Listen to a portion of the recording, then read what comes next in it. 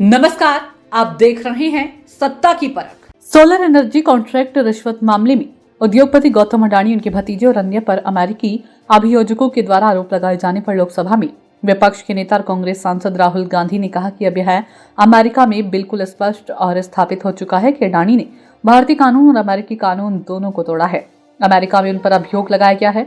मुझे आश्चर्य हो रहा है कि अडानी इस देश में एक स्वतंत्र व्यक्ति की तरह क्यों घूम रही हैं।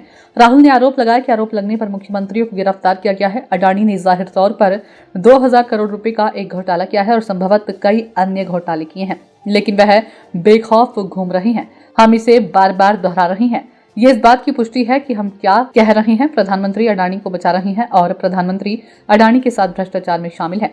राहुल से पूछा गया कि वह संसद में कथित सौर ऊर्जा अनुबंध रिश्वत मामले में गौतम अडानी और अन्य पर आरोप लगाने वाले अमेरिकी अभियोजकों का मुद्दा उठाएंगे, तो इसका जवाब देते हुए राहुल ने कहा कि हम इस मुद्दे को उठा रहे हैं। एलओपी के रूप में ये मेरी जिम्मेदारी है कि मैं इस मुद्दे को उठाऊं। पीएम मोदी इस आदमी की 100% रक्षा कर रही हैं। इस व्यक्ति ने भ्रष्टाचार के माध्यम से भारत की संपत्ति अर्जित की है।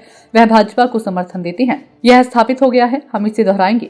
जेपीसी हमारी मांग है, लेकिन हम चाहते हैं कि अडानी को गिरफ्तार किया जाए, लेकिन हम जानते हैं कि उन्हें गिरफ्तार नहीं किया जाएगा क्योंकि भारत के प्रधानमंत्री अडानी का समर्थन करते हैं। वह उनके रक्षक हैं। अडानी ग्रुप पर ये आरोप यूएस डिपार्टमेंट ऑफ जस्टिस और US security and exchange commission द्वारा अडानी ग्रीन के निदेशकों के खिलाफ लगाए गए हैं। इन आरोपों का खुलासा होते ही अडानी ग्रुप के शेयरों में 20% तक की गिरावट देखी गई है। यूएस कोर्ट के जज ने दस्तावेजों के मुताबिक अडानी ग्रुप के मुखिया गौतम अडानी और उनके भतीजे सागर अडानी के खिलाफ अरेस्ट वारंट जारी कर दिया है। अभियोजक इन वारंट्स को अंतर्राष्ट्रीय कानून प्रवर्तन के समक्ष पेश कर सकते हैं। सोलर एनर्जी कॉन्ट्रैक्ट पाने के लिए अडानी रिश्वत के मामले में बातचीत के लिए कोड नेम का इस्तेमाल करते थे। जांच एजेंसी ने रिश्वत के मामले में कोड को भी खुलासा किया है। वहीं बीजेपी प्रवक्ता संबित पात्रा ने राहुल गांधी पर पलटवार करते हुए कहा कि राहुल भले ही प्रधानमंत्री मोदी की छवि खराब करने की कोशिश कर रही हो, लेकिन नरेंद्र मोदी की विश्वसनीयता इतनी ज्यादा है कि हाल ही में विदेश में उन्हें सर्वोच्च नागरिक पुरस्कार से सम्मानित किया गया है। उन्होंने कहा कि इस तरह के आरोपों से पीएम की साख पर कोई असर नहीं पड़ने वाला। संबित पात्रा ने कहा कि देश के बाजार पर हमला किया जा रहा है। ये देश के मार्केट को गिराने का प्रयास है। बीजेपी ने कहा कि आरोपों में जिन राज्यों का जिक्र है उनमें उस समय विपक्षी दलों का शासन था। पार्टी ने कहा कि अडानी समूह के खिलाफ अमेरिका के आरोपों में जिन 4 राज्यों का उल्लेख किया गया है उनमें से किसी में भी बीजेपी का मुख्यमंत्री नहीं था। ये राज्य छत्तीसगढ़ और तमिलनाडु में कांग्रेस और उसके सहयोगी दल सत्ता में थे। संबित पात्रा ने कांग्रेस नेता पर आरोप लगाते हुए कहा कि भारत और देश के लिए काम करने वाली संस्थाओं पर हमला करना राहुल गांधी की सामान्य रणनीति है। राहुल ने राफेल मुद्दे को भी इसी तरह उठाया था। बीजेपी नेता ने कहा कि राहुल का काम पीएम पर झूठे आरोप लगाना है। पार्टी ने कहा कि राहुल गांधी पहले आरोप लगाते हैं फिर माफी मांगते हैं।